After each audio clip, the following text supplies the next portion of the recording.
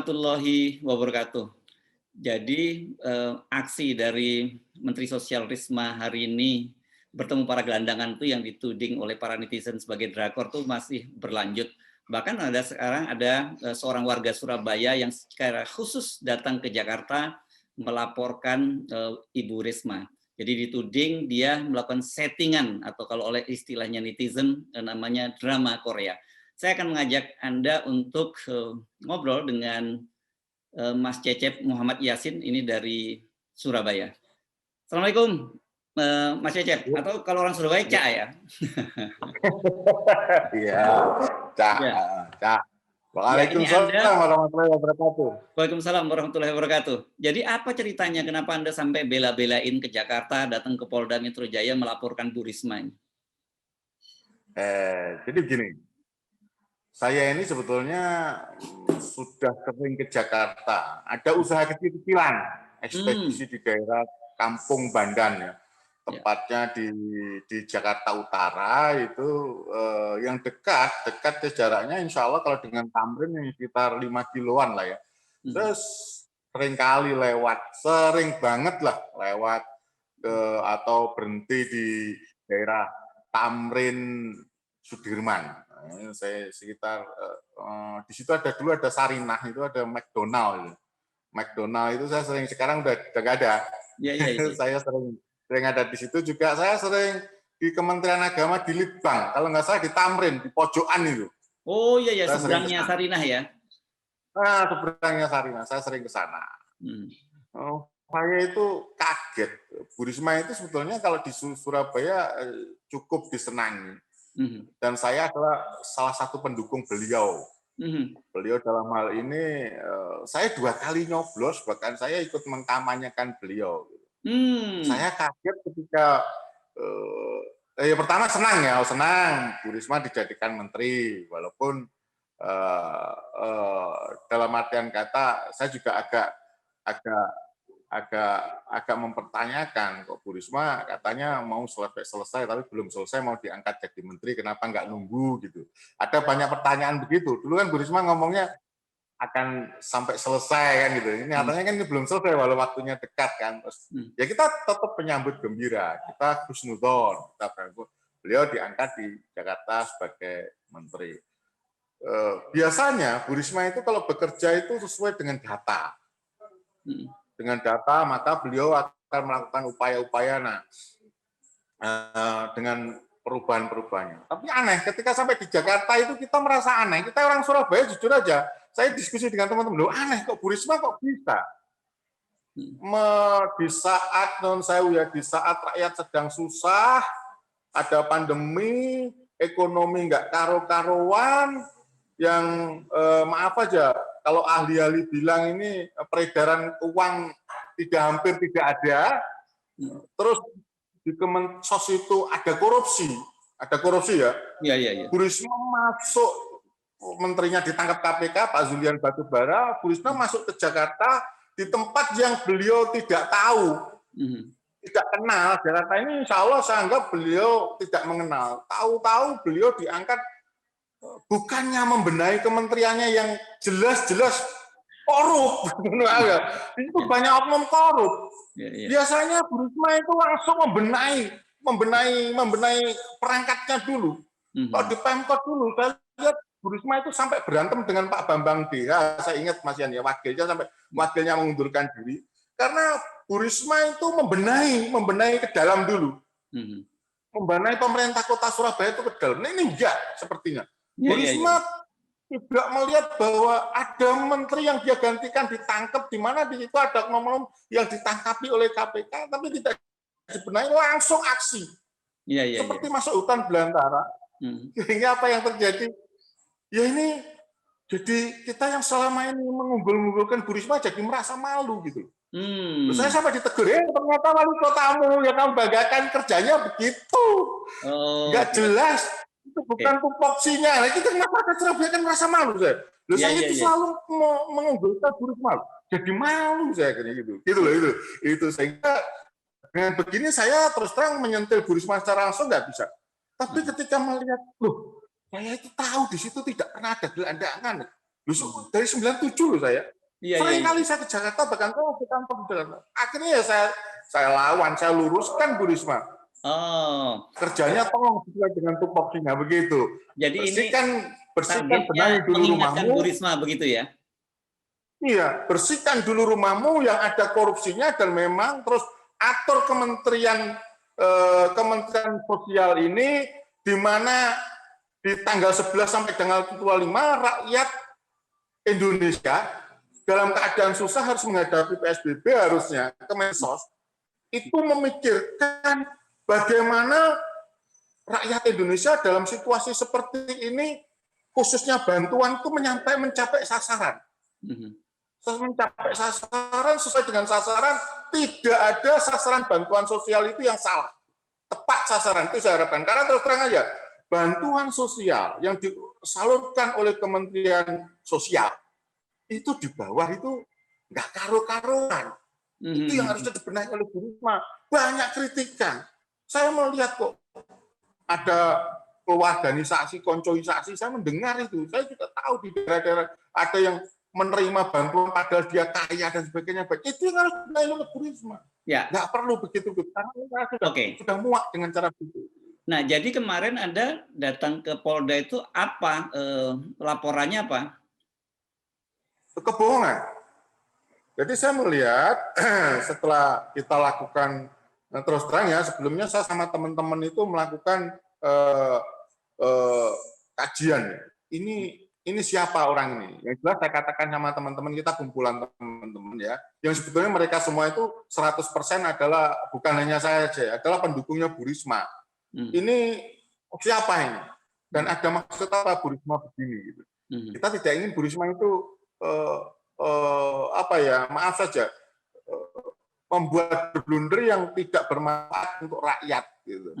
Yang sepertinya kalau saya katakan ya saya setuju itu pencitraan karena terus terang saja kita juga kaget Bu Risma selama ini ada TV saya tidak bisa sebutkan ya, media-media yang saya beritahukan bahwa saya dengan anak saya kebetulan adalah seringkali mengunjungi gelandangan-gelandangan di pinggir kali Jagir, ya kan, dulu di daerah Gubeng yang dekat dengan pemerintah kota, bahkan saya kampung 1001 Malam itu seringlah melakukan bakti sosial di sana. Mereka tidak pernah tersentuh selama Bu Risma 10 tahun itu nggak pernah tersentuh. Saya pernah ingatkan beberapa kali orang Pemkot, ada teman-teman saya yang ingatkan, itu kasihan itu Surabaya berada kalau banjir kayak seperti gini. Mas Hasubeno itu mereka tidak bisa tidur.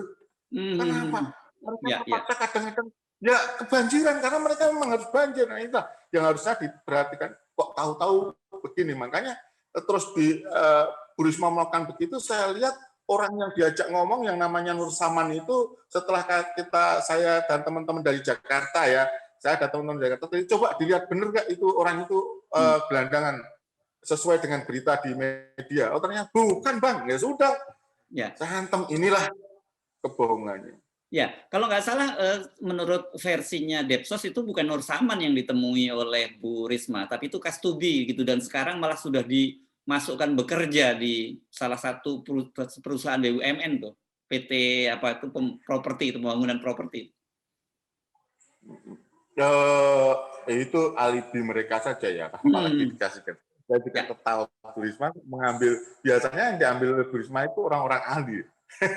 Ini ada gelandangan, itu haknya Bu Risma, silakan dia, kalau dia punya kemampuan monggo. Tapi ya kita sesuatu hal yang memalukan ya, orang yang di bawah standar seorang Bu Risma mengambil seorang gelandangan itu bukan Kastubi, yang ditemui itu Nur Saman. Nur Saman alibinya untuk menutupi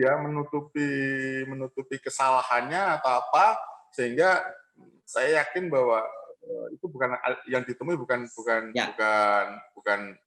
Oke, memang itu memang masih kontroversi karena banyak media sendiri juga memberitakan berbeda-beda gitu. Tetapi menurut Anda hakul yakin bahwa apa yang dilakukan oleh Bu Risma ini settingan ya? Menurut saya ada gini, ada kemungkinan besar Bu Risma ini kan baru datang dari Jakarta. Betul. Ya kan? Dia tidak tahu kondisi Jakarta. Kemungkinan besar memang kalau settingan saya yakin itu insya Allah saya meyakini ada settingan. Tapi apakah settingan itu melibatkan Bu Risma? Ya. Atau hanya karena maaf ya, mungkin orang-orang sekitarnya. Ya. Tapi yang jelas itu saya yakin itu settingan. Oke, ya Bu Risma sendiri kan kepada media bilang bahwa beliau itu nggak kenal Jakarta, gimana mau nyeting gitu, wong siap memang kerjaannya seperti itu. Jadi kalau berangkat kantor jalan berbeda-beda gitu, itu kan penjelasannya Bu Risma. Gitu. Ya bisa jadi karena beliau menjawab itu boleh lah. Tapi beliau kan punya orang, kalau beliau tinggal ngomong saja, kita nggak tahu. Ini maaf loh, kita nggak tahu kalau beliau ngomong. Tolong saya carikan, saya akan datang ke gelandangan, mencari gelandangan. Nah, ketika beliau ngomong begitu, disettinglah oleh anak buahnya. Kita nggak tahu ya. Bisa jadi karena ya non sewu. Kalau saya mendatangi itu mendatangi benar lokasinya bukan tempatnya. Gelandangan itu tidak mungkin sendirian, Mas. Gelandangan itu banyak. Jadi kalau di daerah Surabaya itu ada di daerah A, di daerah Gubeng misalkan dulu ya, ada di daerah Wonokromo, ada di bantaran Kalijagir, mohon maaf ya, bantaran Kalijagir, ada yang di bawah antara antara bawah tol, jembatan layang tol antara Waru dan Perak yang namanya di Dupak, yang ada salah satu TV menyebutkan itu langsung siaran langsung dengan ketua RT-nya setempat. Itu mangkalnya di situ. Dan bukan 1-2 orang gelandang itu kalau tinggal. Pasti berkumpul gitu loh. Saya setahu saya aktivis, saya salah satu aktivis yang peduli untuk masalah-masalah, insya Allah masalah-masalah orang yang tidak berkemampuan ya, gelandangan-gelandangan begitu. Anak saya ada bergerak di bidang dakwah dengan kumpulan kaminya ya, aksi mahasiswa Muslim Indonesia itu selalu ada di sana dengan beberapa mahasiswa atau orang-orang aktivis masjid datang ke tempat-tempat lokasi melakukan pembinaan spiritual, itu kumpul, bukan 1-2, bukan. Ini itu terlalu kasar gitu loh. Nah, di tempat itu blok gitu, nggak mungkin. Oke, karena ini ngomongin masih dugaan. Sekarang kita ngomongin yang fakta saja, yang di Surabaya gitu ya. Kan media-media juga memberitakan bahwa agak aneh ketika tiba-tiba Bu Risma mendadak sangat peduli gitu pada gelandangan di Jakarta. Padahal di Surabaya sendiri itu banyak sekali gelandangan yang sampai sekarang Bu Risma mungkin jangan-jangan memang belum pernah ketemu gitu. Itu betul ya, Mas Yasin ya? Betul. Saya selalu mendampingi sama anak saya karena saya gelandangan itu hampir tidak tersentuh di zaman kepemimpinan Bu Risma. Dengan tidak mengurangi rasa hormat saya dengan Bu Risma, hampir tidak tersentuh, bahkan banyak yang tergusur gitu loh. Mohon maaf ya. Bukan ditempatkan di penampungan. Banyak yang tergusur, tapi masih juga banyak di situ itu ya mohon maaf, hampir Bu Risma tidak menyentuh. Tahu-tahu di situ Bu Risma seperti meninggalkan tupoksinya seperti hero di Jakarta. Ini menjadi pertanyaan, makanya katakan tadi teman-teman di Jakarta itu, di Surabaya itu bertanya, kok Bu Risma bisa begini ya? Gitu. Tidak sesuai, bekerja dengan tidak sesuai data, tidak sesuai dengan tupoksinya. Ini kan tupoksi pemerintah daerah, bukan tupoksinya menteri. Gitu. Mas Yasin, kalau Anda boleh sebutkan ini, karena Anda hafal di Surabaya, ini di kawasan mana-mana saja ini kebanyakan gelandangan, dan estimasi Anda berapa banyak itu gelandangan yang masih belum pernah diurus oleh Pemkot Surabaya itu? Oh banyak, kalau saya bilang ya banyak ya ada di bawah, yang jelas yang sudah tayang itu di bawah antara tol Waru Perak, tepatnya di daerah Dupak itu yang banyak banget itu ya. Di Jagir yang sering saya datangi itu ya, di Gubeng juga ada, banyak kalau saya bilang sebetulnya banyak banget, tinggal ya kalau estimasi saya ya ribuan. Dan itu tidak tersentuh oleh pemerintah kota. Jadi clear ya bahwa faktanya di Surabaya sendiri sebenarnya kalau mau Bu Risma sebenarnya selama 2 periode punya banyak waktu yang panjang untuk ngurusin gelandangan begitu ya. Sekarang tiba-tiba menjadi Menteri Sosial yang harusnya membenahi korupsi, kok kemudian malah sibuk ngurusin gelandangan 1-2 orang itu, gitu ya. Jadi ini yang membuat Anda kemudian sebagai pendukung Bu Risma mencoba mengingatkan Bu Risma. Ya, saya mengingatkan karena terus terang saya tidak akan terjangkau kalau saya ingatkan orang-orangnya. Saya sekarang nggak kenal dengan orang-orangnya Bu Risma. Mohon maaf. Kalau dulu saya ngomongkan Bu Risma di Pemkot, ada banyak teman-teman saya, ada banyak saudara saya yang kerja di sana, saya ingatkan, Bu Risma jangan begitu, mungkin disampaikan atau enggak saya nggak tahu, lewat dewan saya bisa, kalau di sini saya nggak bisa. Nah, satu-satunya jalan saya menjewer Bu Risma ya saya laporkan juga.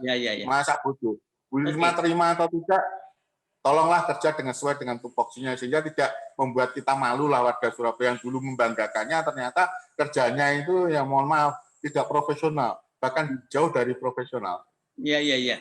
Oke, jadi Anda sendiri sebenarnya laporan ini apakah kemudian Anda serius ingin membawa Bu Risma itu ke ranah pidana gitu? Karena kemarin kalau misalnya laporannya itu kebohongan publik kan? Iya. Serius lah, saya serius. Tapi tidak mesti di situ Bu Risma yang jadi yang pelakunya. Dalam arti kata, mungkin Bu Risma disetting. Sehingga saya memperingatkan kepada siapapun aparat yang membuat rakyat dalam kondisi susah ini dibohongi, harus dilakukan. Ya terus terang ya, Mas Hadi Beno agak melebar dikit ya, nggak boleh ya agak melebar dikit ya, seperti kasus kumpulan. Itu harusnya Pak Mahfud MD jadi tersangka itu kalau menurut saya. Ini menurut kacamata saya. Iya. Harusnya Pak Mahfud MD jadi tersangka. Memang Pak Mahfud MD, Pak Mahfud yang mempersilahkan kok. Kebetulan saya waktu itu ikut, mohon maaf saja, jujur aja ikut. Harusnya Pak Mahfud MD itu jadi tersangka, tapi kan tidak. Ya sudahlah, itu saya tidak. Tapi sekarang saya berbicara dengan pemimpin saya, Wali Kota Surabaya. Pak Mahfud bukan pemimpin saya lah bagi saya. Ini saya menjewer Bu Risma dengan cara begini. Tapi saya berharap untuk polisi benar-benar menyikapi ini. Siapa yang di situ yang bermain, saya berharap kepolisian Polda Metro Jaya tidak tebang pilih. Kalaulah ada aparat yang neko-neko, ya nun sewu berbohong, tolong tegakkan. Jangan hanya pada rakyat saja. Kalau rakyat ngomong salah dikit, ya kan, dianggap kebohongan publik, tangkap, proses, tahan. Nah, sekarang juga harus begitu. Ini juga tolong. Langkahnya ya proses. Kalau memang salah, lanjutkan. Begitu saja. Saya berharap seperti itu. Terus. Ya. Ini kalau nggak salah Anda melaporkan dalam kapasitas Wakil Ketua Umum penegak Khitoh Nahdiyah. Itu apa ya? NU ya? Anda ini jadi warga Nahdien Anda ini ya? Ya saya insya Allah ya warga Nahdien ya. Saya ini gini, kebetulan kalau laporan kan pribadi saya laporannya. Karena kalau ini ada ketua umumnya. Ya. Tapi saya di dalam PPKN, ya, Pergerakan Pengamal Khitoh Nahdiyah, itu saya wakil ketua umum, didapuk oleh teman-teman, diamanain untuk nun sewu saya sebagai wakil ketua umum. Dan memang saya membawa PPKN ini, saya berharap supaya PPKN ini peduli kepada warga, salah satunya peduli kepada korupsi dan perbuatan-perbuatan yang tidak bagus, meluruskan perbuatan yang tidak bagus, khususnya aparat-aparat kita. Gitu. Baik, terima kasih Mas Cecep Muhammad Yasin, Wakil Ketua Umum PPKN. Assalamualaikum warahmatullahi wabarakatuh. Waalaikumsalam warahmatullahi wabarakatuh. Salam untuk warga saudaraku yang ada di Jakarta, Mas Hadi Beno. Matur nuwun. Salam buat teman-teman di Surabaya juga, kan kapan-kapan kalau ketemu lagi gelandangan. diminta mereka ya. Anak saya hampir setiap hari itu ketemu dengan gelandangan. Iya, diminta mereka berdoa supaya ketemu lagi Bu Risma dan bisa bekerja di salah satu BUMN gitu ya. Oke, terima kasih. Oke.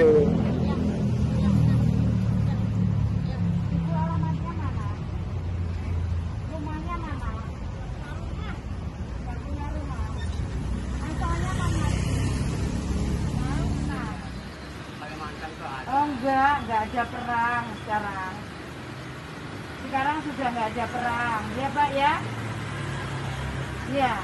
Ya tunggu ya Pak. Biar saya carikan dijemput. Ya? Ya Bapak di sini ya.